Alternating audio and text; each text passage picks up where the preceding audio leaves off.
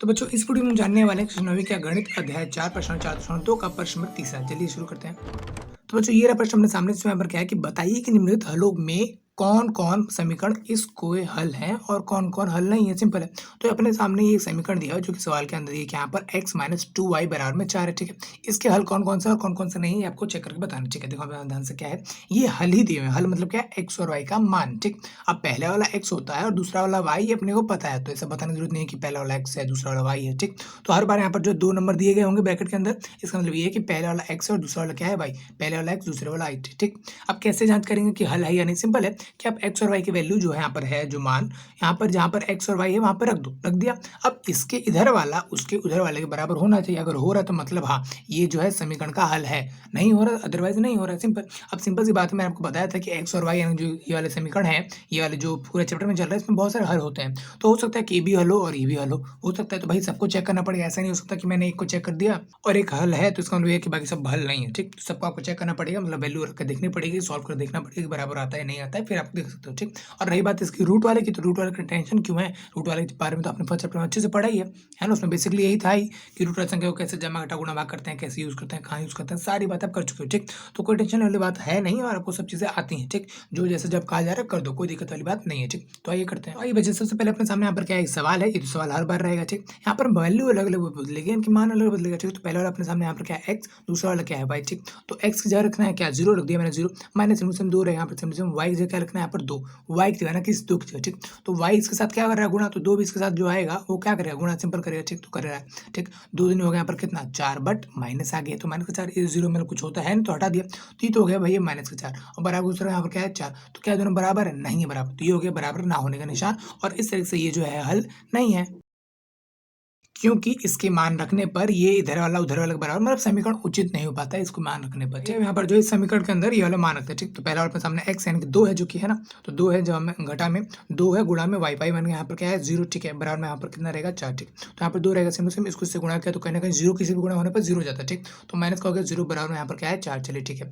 2 में से कुछ भी नहीं किया तो 2 से तो क्या माइनस का होगा, नहीं, अगर प्लस हो या माइनस का जो भी कुछ होगा उसके आगे लगा होगा ना, कि उसके पीछे का नहीं ले लेंगे। ठीक। तो ये हो गया यहाँ पर 2 और ये हो गया यहाँ पर 4। तो क्या ये दोनों बराबर है, नहीं बराबर नहीं है। आपको वैल्यू इधर भेजनी नहीं है, जिधर जो है उधर ही रखो, बाकी सिंपल करके आप बता दो क्या है क्या नहीं। ठीक।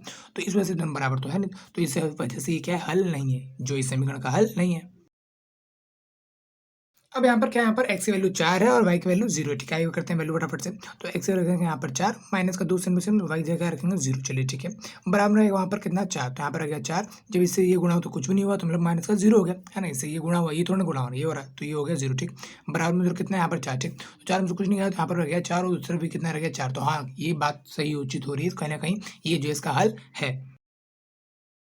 अब अपने सामने यहाँ पर एक ऐसा ऑप्शन आ गया जहाँ पर रूट वाले हैं, रूट वाले हैं, क्या हुआ कोई दिक्कत नहीं है, बड़ा क्वेश्चन होगा तभी देख लेंगे, मतलब 2-4 यहाँ पर नंबर होंगे तो भी लिख देंगे, कोई दिक्कत वाली बात नहीं है। ठीक है। करना जो है वही करना है। ठीक। एक्स में क्या रखना है, पहले वाला एक्स होता है हमेशा, तो ये हमने लिख दिया रूट का 2। ठीक। घटा सिम्बल सेम 2 यहाँ पर रहेगा सिम्बल सेम, वाई की जगह क्या रखेंगे यहाँ पर 4 रूट का 2। ठीक। लिया में, चलिए ठीक है। बराबर में उधर कितना यहाँ पर 4। चलिए ठीक है। ये तो हो गया रूट का 2। ठीक। अब माइनस रहेगा यहाँ पर सिम्बल सेम, ये देखो गुणा हो रहा है, ये गुणा हो रहा है, सिंपल नंबर है सिंपल, और ये गुणा हो रहा है किसके 4 रूट का 2, तो ये तो भैया रूट का 2 है। ठीक। और ये सिंपल उसके साथ जो है। ठीक। तो यहाँ पर हो जाएगा यहाँ पर 4 दूनी 8, तो ये लिख दिया यहाँ पर मैंने 4 दूनी 8, है ना। 4 दूनी 8 जैसा आपको पता है सिंपल सिंपल से गुणा होता है, आपको मैंने बताया हुआ। ठीक। और आपको नहीं पता है तो यहाँ पर आई बटन पे आप क्लिक कर देख सकते हैं, जहाँ पे मैंने हर एक बताया हो कि हर एक रूट वाली संख्या को कैसे जमा घटा गुणा भाग किस तरीके से करते हैं, क्या है लॉजिक, सारी बात है। ठीक। तो उम्मीद है आप उसको देखेंगे और समझ जाएंगे इस वीडियो को देखने के बाद। ठीक। यहाँ पे रहेगा 8 रूट का 2 सिंबल सिम, चलिए ठीक है।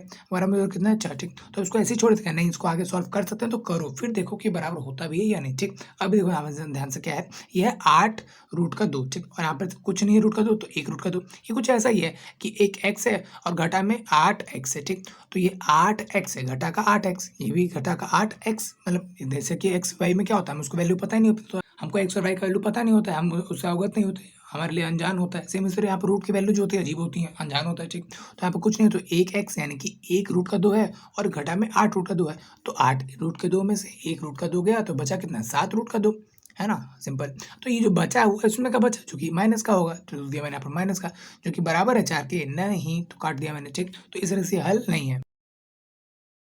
अब यहाँ पर जो सवाल है उसमें क्या है, x माइनस का 2y बराबर 4 जो कि था पहले से, ठीक। और यहाँ पर जो मान दिया हुआ है एक एक समझ में, ये है ना कि पहला वाला x और दूसरा वाला y, आप तो जानते हो, ठीक है। तो x लिख दिया मैंने 1 माइनस का 2, यहाँ पर सिंपल से हम y जगह लिख देंगे 1, जो कि वो भी y एक ही है, ठीक, बराबर है वहाँ पर 4, ठीक। एक रहेगा यहाँ पर सिंपल से इसको इससे गुणा करें, 2 एकम 2 या 1 दूनी 2, सिंपल बात, ठीक। तो माइनस 2 यहाँ पर रहेगा सिंपल से बराबर, उधर कितना रहेगा 4, तो 1 में से 2 गया, फिर 2 में से 1 की बात है, तो यहाँ पर आ गया 1 बराबर है वहाँ पर कितना 4, तो ये क्या जमा करेगा, नहीं, क्योंकि 2 में से गया है तो जो बचा वो 2 का हिस्सा बचा, क्योंकि 2 यहाँ पर माइनस का, तो जो बचा कुछ है वो भी माइनस का ही होगा, जो कि माइनस का ही है, ठीक। लेकिन कहीं न कहीं अभी भी बराबर नहीं है इसके, तो ये बराबर नहीं है, इसका मतलब है कि ये इसका जो है आंसर नहीं है, हल नहीं है।